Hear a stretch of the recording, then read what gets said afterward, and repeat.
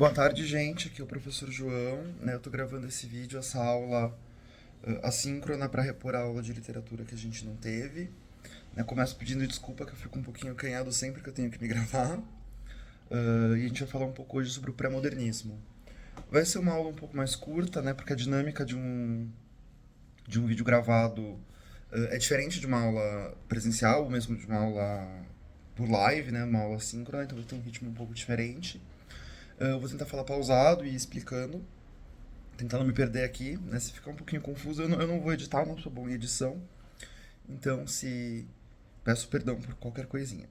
O assunto de hoje, que a gente vai falar hoje, é o pré-modernismo. Então, em termos de história da literatura, né, se a gente for montar uma linha do tempo, a gente já está quase chegando no século XX, na verdade na transição já do XIX para o XX, e, e é um período muito singular da história da literatura, muito diferente do que a gente estudou até aqui. Né? Vamos começar discutindo esse nome, né? Pré-modernismo. Né? Então, é o que está antes do modernismo. Ele não se configura como um movimento literário propriamente dito, né? Que nem os que a gente estudou, o romantismo, o realismo, simbolismo, o parnasianismo. E ele também ainda não é o modernismo propriamente. Né? Ele é um período de transição aqui uh, entre um modo de fazer literatura que era muito moderno, né, muito próprio da modernidade literária, né, desses grandes movimentos, dessas escolas literárias, dessas tradições muito específicas de fazer, como as que a gente estudou, do realismo, do naturalismo. Uh, então ele é um meio termo entre isso e o modernismo, que é uma vanguarda. Né? Então ele está ali numa transição entre dois modos de pensar e de fazer literatura, né, que reflete uma série de mudanças sociais e também na produção literária que eu vou mencionar daqui a pouquinho. O que acontece? Então ele não é um movimento literário específico, ele não é em si um movimento literário, mas só uma transição. A gente vai ver, eu vou mencionar alguns autores daqui a pouco, inclusive que ele não tem características muito determinadas do mesmo modo que o romantismo tinha, que o realismo tinha, ou como o modernismo vai ter. Né? Ele é um grande balaio de gatos, por assim dizer. Ele é uma caixinha onde a gente colocou muitas coisas e que muitas vezes são diferentes entre si. Né? Porque os critérios para estabelecer esse período da história literária são muito específicos. Já já eu chego aí, mas vamos falar um pouco primeiro desse contexto. A gente já está entrando no século XX, então a gente já viveu um período de grandes transformações na sociedade, nas ciências, tanto naturais quanto nas ciências humanas. Né? A gente já viu surgir a psicanálise, a gente já viu surgir o positivismo lógico, o darwinismo, né, que influenciou essas últimas escolas do XIX, as últimas tradições do XIX. E a gente está começando a ter uma insuficiência ali em relação a isso, graças a essas transformações tecnológicas. Né? A gente vai ter um mercado editorial em crescimento, a gente vai ter conflitos sociais, né, para falar em termos de Brasil, né, a gente vai viver um monte de coisas, como a Guerra de Canudos, a Inconfidência, que vão criar um clima de desestabilização da cultura e das artes. Mudanças essas que vão acabar culminando eventualmente no modernismo. Só que o modernismo, né, ele é muito mais da ordem das vanguardas, pelo menos a princípio, na primeira geração modernista, que eu não vou me deter tanto, porque a gente vai ter uma aula só sobre isso. Mas a princípio ele é muito mais da ordem das vanguardas, do pensamento vanguardista, do que das tradições literárias como a gente vem estudando. Então é uma ruptura muito grande. De maneira que, então, que a gente vai ter esse período de transição. E o que vai caracterizar o pré-modernismo é justamente que a gente tem autores que ainda têm muitas características do século XIX. Ele ainda tem muitos elementos das últimas escolas do XIX. Então a gente vai ver autores que têm uma presença muito forte do realismo, do naturalismo. A gente vai também ver escritores que têm elementos muito marcantes do simbolismo, do parnasianismo, mas que já estão de alguma maneira ou de outra antecipando o que vai ser o pensamento de vanguarda, o pensamento modernista. Então, só para sintetizar e sublinhar mais uma vez, porque isso é o mais importante, o pré-modernismo não é um movimento literário. Né? Ele é caracterizado por uma transição. Ele não tem características, assim, aquelas que eu costumo listar, o romantismo era assim, assim, assado, o realismo era assim, assim, assado. Ele é uma transição entre esses movimentos e o modernismo entre as vanguardas. É uma transição entre o século XIX e o século XX, não só enquanto calendário, mas enquanto modos de como a arte era pensada, de como a arte era concebida, do papel da arte na sociedade. E esses autores muitas vezes não vão ter muitas coisas em comum entre si. Né? A gente vai ver que a única coisa que une eles, o único eixo que vai estabelecer o pré-modernismo, o único ponto de contato entre esses escritores, é justamente que eles ainda têm muitas características desse romance moderno, dessa estrutura do 19, e ele já está antecipando algumas características que vão ser do modernismo, que eu vou sublinhando aos pouquinhos, mas que a gente não detalhou ainda porque a gente ainda não estudou modernismo, tá bom? Eu vou mencionar 5 ou 4 autores para vocês hoje, que são eu tô olhando minhas anotações, gente, por isso que eu não tô olhando pra câmera. O Euclides da Cunha, o Lima Barreto, o Monteiro Lobato e o Augusto dos Anjos.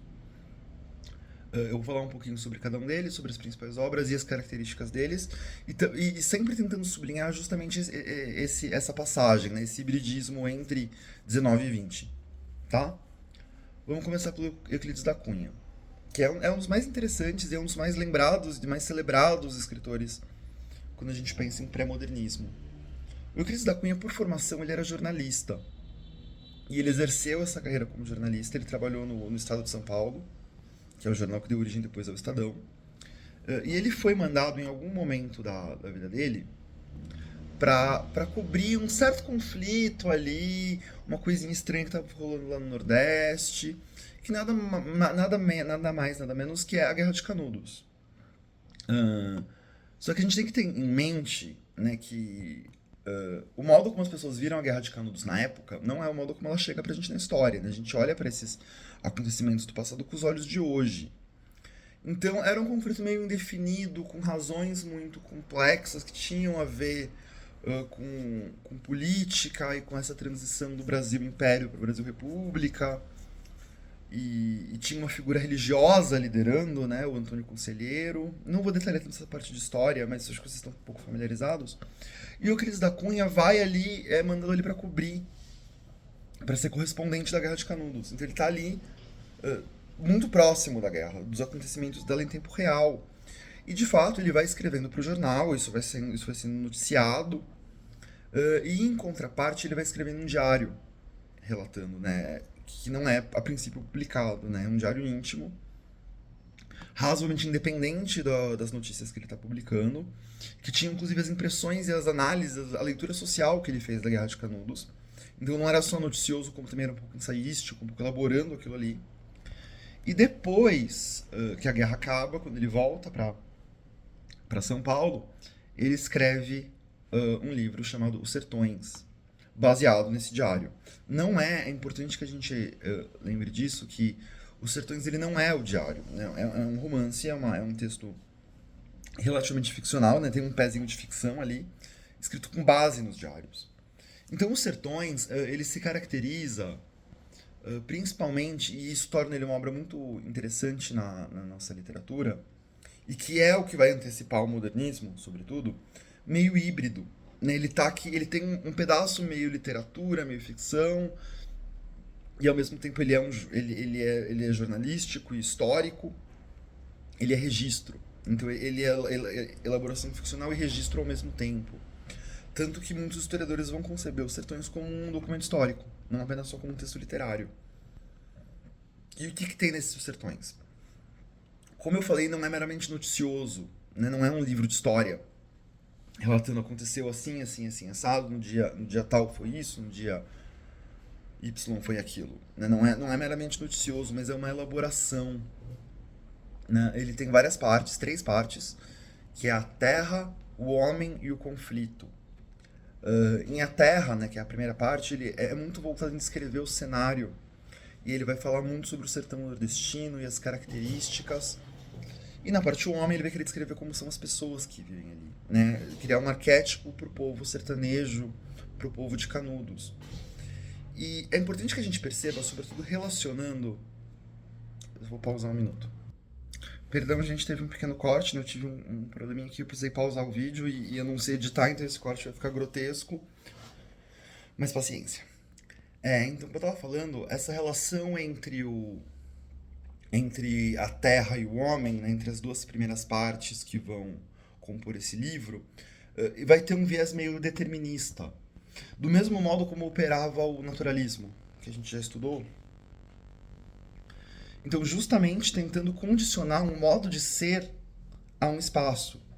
Vocês devem se lembrar no Cortiço, do Luiz Azevedo, que é o grande nome o grande título do naturalismo, essa relação entre espaços de marginalidade, como cortiços, né, que é o cenário onde vai passar o cortiço, vai passar o livro homônimo, a gente vai ter justamente uma relação entre esse espaço e o modo de ser das pessoas.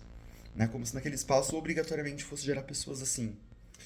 Os Sertões ele não é tão taxativo, mas ele também vai ter essa coisa de relacionar aquele espaço árido, infértil, seco, que vai trazer grandes dificuldades para a vida, não só humana, mas natural, é uma região meio desértica ali de Canudos, com um modo de ser embrutecido, esse pragmático, pouco sentimental das pessoas que estão ali.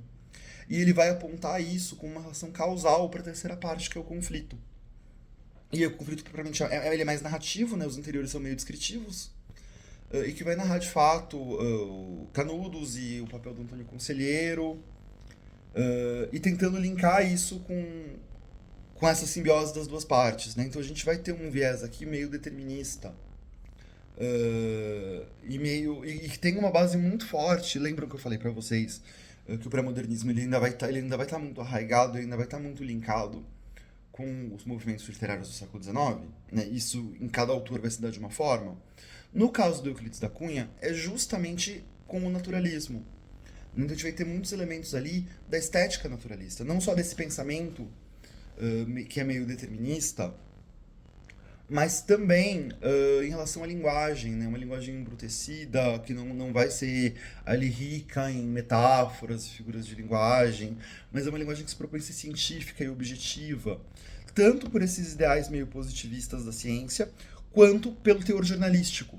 Né? Lembrando que o Euclides era um jornalista e esse tipo de linguagem ela não era só familiar, como era importante para ele.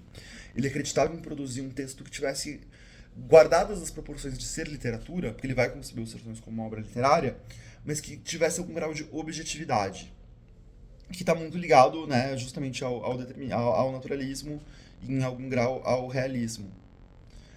E em contraparte tem essa preocupação social com a vida fora das grandes capitais, né, que é o que a gente vai chamar depois de regionalismo, que é um dos elementos fundantes do modernismo, é essencial para o modernismo tentar pensar o Brasil para além das capitais e para além das riquezas, e pensar a desigualdade nesses lugares, né? Como existe um desprivilégio, né? Uma desvantagem econômica, social, de acesso a bens como cultura, educação, nesses lugares. Então, justamente o Euclides da Cunha, percebam que ele está tensionando aqui, ele é uma transição entre muitas coisas. Tem esse hibridismo literário, que depois vai ser amplamente explorado pelo modernismo, não só com o jornalismo, mas com literatura e outros gêneros não literários. A gente vai ter também essa preocupação social e com o regional, que também é muito caro ao modernismo, em especial a segunda geração modernista.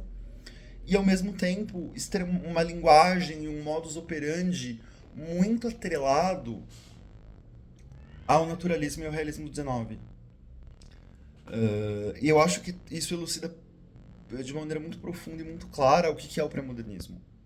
Né? Eu acho que entre todos os autores esse é o mais claro. Vamos falar um pouquinho então agora do Lima Barreto. Lima Barreto, ele foi um autor muito importante, e ele escreveu, o livro principal dele chama-se O Triste Fim de Policarpo Quaresma, que é um livro, esse sim é puramente ficção, não tem esse hibridismo, e que ele vai tratar sobretudo sobre desigualdade também, e com um enfoque no preconceito social e também no preconceito racial. Lima Barreto é um dos primeiros escritores negros a figurarem no nosso cânone literário, né? Ou seja, a ser considerado um dos autores mais importantes e representativos da nossa nação. E o fator da raça, ele é muito presente na obra dele. Eu vou começar contando brevemente o enredo de Triste Fim de Policarpo Quaresma, e aí aí eu dou as características e mostro essa transição do pré-modernismo na obra. O Triste Fim de Policarpo Quaresma é protagonizado pelo Policarpo Quaresma, né, como o título sugere, que é um major aposentado. E ele vai viver muitas situações ali na defesa de uma espécie de nacionalismo. De um nacionalismo que nós chamamos de ufanismo. O ufanismo, gente, ele não é um nacionalismo como o que a gente tende a pensar no romantismo, por exemplo. Ou mesmo como o que a gente vê no realismo. O ufanismo é o que a gente chama de nacionalismo acrítico, é um amor cego à pátria, um negócio de Brasil acima de tudo, e uma visão idealizada enfim, que está no pensamento brasileiro já no 19 e que vai ser muito forte depois no 20 com a ditadura e etc. Né? A ideia de Brasil, ame ou deixe, né? Pátria-mãe, acima de todas as críticas. E o Policarpo é justamente essa figura meio arquétipica e é até meio engraçada, assim, tem um certo humor nesse livro. E ele vai passar por muitas coisas, né? Ele vai tentar, por exemplo, defender o tupi como língua oficial do Brasil. E o que vai fazer com que ele vá parar num sanatório. E depois ele vai tentar ser lavrador de terra, né? Ter uma propriedade rural. E ele vai buscar incentivo fiscal, mas é um negócio que ele também falou contra. E ele vai se contradizendo ali. E no final ele é preso como traidor da pátria. Então, justamente, esse livro ele quer criticar essa postura ufanista. Né? Tem uma linguagem meio ácida e meio irônica desse nacionalismo. Né? A gente tem que tomar muito cuidado. Porque ter um livro que é voltado para o ufanismo e um protagonista que é um ufanista não significa que é uma defesa do ufanismo, né? O livro é completamente irônico nesse sentido e para mostrar as contradições desse tipo de pensamento. Né? Na tentativa de perseguir um Brasil idealizado, ele vai prejudicando as pessoas, inclusive a ele próprio. Porque justamente as coisas elas não são como a gente idealiza que elas sejam, né? Sobretudo em termos de política, de nação, são muito mais complicadas, né? E justamente a gente vai ter aqui um teor muito forte, uma herança muito forte do realismo, uma influência machadiana muito clara nessa linguagem que é meio humorada e é humorada porque ela é irônica, né? Em fazer uma crítica que é muito sutil, né? Que é muito velada. Não, velada não é a palavra, mas que é muito sutil ali, que ela não é escancarada, né? Que ela tá muito nas entrelinhas, embora ela seja constante no livro inteiro, em justamente tentar mostrar as contradições, né? Então é um livro que está muito atrelado a uma estética realista de linguagem e de psicologismo. A gente tem toda uma psicologia ali do personagem, como o Machado fez no Casmurro, por exemplo, e que ao mesmo tempo, assim como o Euclides da Cunha tá em algum grau preocupado com a região, né, com fora das grandes metrópoles, mas principalmente, né, o que ele vai adiantar de modernismo, e eu não sei se adiantar é a palavra certa, né, eu tinha falado isso antes, mas é porque adiantar parece que está prevendo o futuro, né, que está prevendo o que o modernismo vai ser. E não é isso também, né? Porque a gente não é porque não é coincidentemente que o modernismo virou isso depois, ou que os pré-modernistas anteciparam milagrosamente, como videntes, o que o modernismo vai ser. Mas na verdade eles estão abrindo caminho para o que vai ser o modernismo, né? Eles estão abrindo as discussões que vão ser centrais no modernismo. E aqui é da noção de pátria, justamente dessa visão de nacionalismo, porque o modernismo também é nacionalista.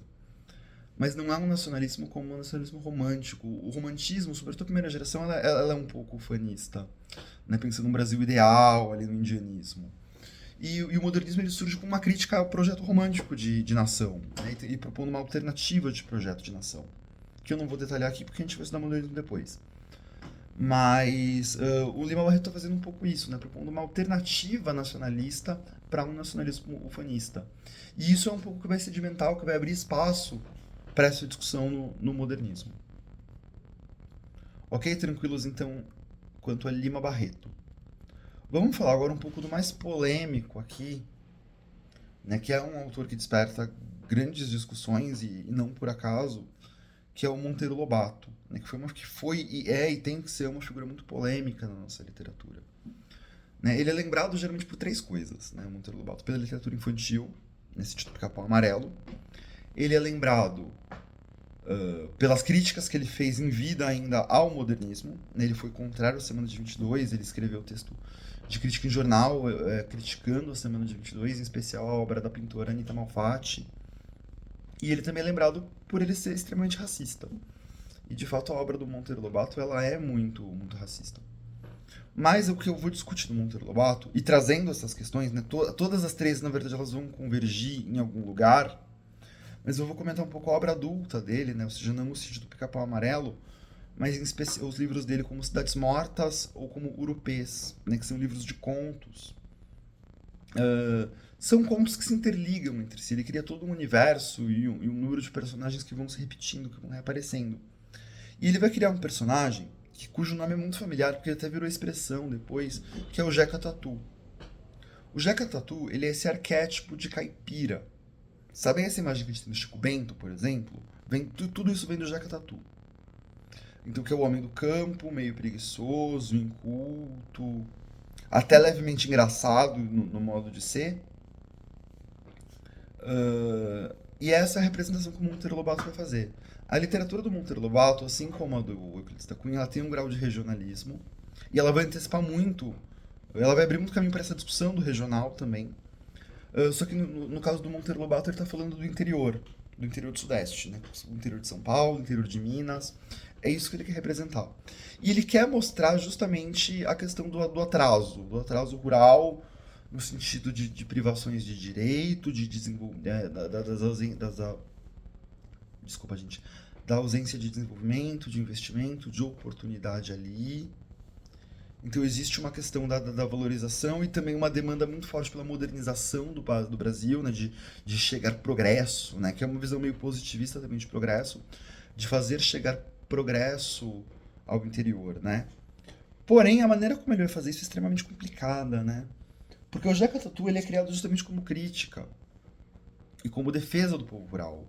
Mas ele é animalizado, né? Ele vai utilizar um vocabulário muito animalesco, que remete também um pouco ao naturalismo, para descrever essa figura. Então é meio que uma defesa de coitado, assim, sabe? Ele joga o cara lá para baixo para criticar a situação. Então é uma representação que é extremamente problemática e que já era para a época, né? Que foi mal recebida na época. Então, embora ele tivesse ali uma intenção política e social nessa representação, é uma representação extremamente danosa. Mas que também reflete justamente uma série de contradições sociais que a arte tá vivendo e que a sociedade está vivendo nesse período, né? O Monteiro Lobato ele vem de uma família muito abastada, ele tem muito dinheiro, assim como a grande maioria dos escritores, não só desse período, mas anteriores, né? A gente só vai começar a discutir escritores pobres, proletários, minorias, daqui pra frente, né? O Lima Barreto, por exemplo, foi o primeiro autor negro que a gente estudou até agora, né? A figura do cânone, assim, né? Então a gente tá falando de uma literatura que até então era uma literatura de homens brancos burgueses. Então, o interesse do Monteiro Lobato nesse assunto não isenta ele de estar falando de uma posição de privilégio. Ele está descrevendo uma realidade que ele não viveu. E tudo bem também, não acho que a gente tem que pautar a literatura no lugar de fala. Embora o lugar de fala tenha seu valor, inclusive, para as artes. A gente também não pode matar a ideia de ficção e de alteridade que está imbricada na ficção. Mas a gente tem que partir da compreensão de que ele tá experimentando aquilo ali de fora, né? Que ele tá escrevendo aquilo ali, que ele tá falando aquilo ali de fora, e que mesmo que tiver ter uma elaboração ali sobre a desigualdade, é uma elaboração que está pautada em algum preconceito de classe. Também similar ao naturalismo e ao realismo, né? Tem uma herança muito forte do realismo ali, e inclusive nas contradições que o realismo trouxe, né? Essa ideia de tentar fazer uma literatura com universalidade, com objetividade, que na verdade a gente só está escondendo um ponto de vista, né? A gente só está desnaturalizando que aquilo ali também é um ponto de vista, porque a arte sempre é ponto de vista. Não existe uma arte que seja puramente objetiva, a despeito dos esforços dos realistas, a despeito dos esforços dos naturalistas e a despeito dos esforços de uma série de autores que a gente está vendo aqui, como o Euclides da Cunha e mais flagrantemente Monteiro Lobato, né? Sempre é uma literatura que vai partir de um lugar, e muitas vezes de um lugar de privilégio. E aí, para encerrar esse quarteto de escritores pré-modernistas, eu vou comentar o Augusto dos Anjos, que pessoalmente é o que eu gosto mais e que é o que se destaca mais dos outros. Né? Começar que ele é o primeiro poeta, ele é o único poeta pré-modernista que a gente vai estudar e é o único e é o mais lembrado assim. E ele tá num limiar ali, ele tem uma. A herança dele do século XIX, né, a marca dele principal, é muito o simbolismo. Então ele vai ter elementos muito fortes do simbolismo. Alguns críticos, alguns historiadores, eventualmente classificaram ele como simbolista, mas ele também vai ter alguns elementos de vanguarda, alguns elementos modernistas muito fortes, assim. O que gera, inclusive, uma contradição muito curiosa, né? Porque o simbolismo ele é muito antimoderno, por assim dizer. Ele está resgatando o movimento simbolista, ele está resgatando em algum grau alguma coisa ali do romantismo, da segunda geração. Ele está resgatando um pouco antes também, em algum grau, do arcade. Então ele está unindo coisas que são muito opostas ali. Né? Como marca simbolista, ele vai ter essa coisa do pessimismo, da coisa filosófica, uma linguagem que é muito simbolista na medida em que ela vai ter muitas figuras de linguagem, né? Como sobretudo figuras de som, como assonâncias, aliterações, né? Que são as repetições de sons consonantais ou de vogais. Então, justamente uma poesia que ela é um pouco hermética, em algum sentido, né? Difícil de entender, com muitas imagens e com muitas insinuações. E, ao mesmo tempo, um vocabulário que vai atrelar a ciência e que vai trazer termos médicos e de uma filosofia mais material que é própria do modernismo também, né? Então ele está ali nesse meio termo entre trazer elementos do modernismo e ao mesmo tempo do simbolismo, com uma tiquinho assim do naturalismo também, né? Com essa coisa do cientificismo. E ao mesmo tempo é uma linguagem, e isso remonta muito ao simbolismo, com uma linguagem muito tradicional, não só nessas figuras de linguagem, mas com estruturas rígidas de texto, que já estavam razoavelmente em desuso ali, e que no modernismo vão entrar mais e mais em desuso, né? Como a métrica, a escansão, né? Boa parte da obra dele é feita em sonetos, né? Que são formas rígidas que remontam lá ao classicismo, lá atrás. Bom, o que eu tinha para falar do Augusto dos Anjos era isso. Então a gente tem que entender justamente que eles são essa transição, né? Eu acho que ficou muito claro em cada um deles como eles estão ali num entre-lugar, né? Fazendo uma ponte entre um modo de pensar literatura que é muito próprio do 18 e do 19, né? Pós-Revolução Industrial, e que vão vigorar até ali com muita força, mas que vão ser deixados de lado no século XX. É muito difícil falar em movimentos literários do modo como a gente concebe esses movimentos no século XX. A gente vai ver isso mais detalhadamente quando a gente adentrar no modernismo, né, com as vanguardas e etc. Mas que justamente ainda estão... Então eles estão nesse limiar, né? Eles estão, ao mesmo tempo que eles ainda têm muitas características desses movimentos, de vários deles, inclusive, a gente viu que não é de um só. Eles já estão antecipando, e de novo, antecipar não é prever, na verdade, antecipar é abrir caminho, né? Eles estão abrindo caminho para o que vai ser o modernismo também. Bom, é isso, eu estou me enrolando aqui um pouco, porque eu sou péssimo gravando, né? Sou péssimo em não ter uma interlocução direta. Se vocês tiverem alguma dúvida, vocês podem me escrever. Eu posso retomar isso também na nossa próxima aula, né? Caso não tenha ficado claro algum ponto. Junto com esse vídeo eu vou mandar um pequeno questionário, algumas questões de vestibular sobre esses autores para vocês praticarem. A ideia é que vocês vejam esse vídeo e em seguida façam, ou possam ir voltando no vídeo para sanar as dúvidas. E é isso, gente. Muito obrigado pela atenção de vocês. Tchau, tchau.